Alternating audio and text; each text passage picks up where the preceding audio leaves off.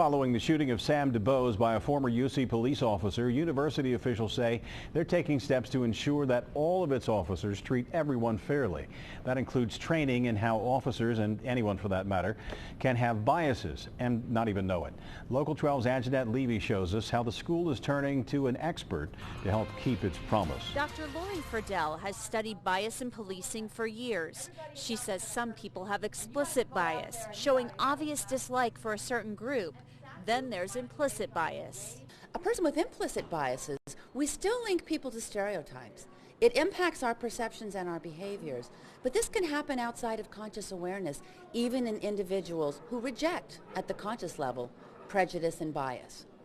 Friedel and her team were brought in to train UC police officers to become more aware of biases they may have following the shooting of Sam DuBose by former UC officer Ray Tenzing.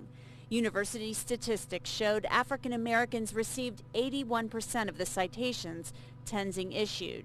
We better know and understand what bias looks like and how we can better handle situations encounters between police and citizens.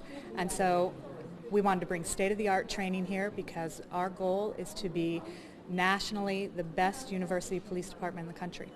UCPD's command staff is also being trained by Friedel in how the orders that they issue could contribute to certain groups being treated unfairly. Student Alexander Shelton was in the audience tonight. And I don't know that we actually got down to the root of implicit bias and how that plays with power and how that really intersects with racism and how these systems build upon each other. Al Gerhardstein is one of the attorneys representing Sam DuBose's family. He was here tonight and he said this was really a good start. And UC officials say it was just that, a start. They say more training will be coming, and that will likely come after that top-to-bottom review that the university has hired a firm to conduct. Reporting live from the campus of UC, Anjanette Levy, Local 12 News. Rob? Anjanette, thanks very much. The training conducted by Dr. Friedel is funded by the U.S. Department of Justice. She has trained officers in cities all across the country, including Los Angeles and Baltimore.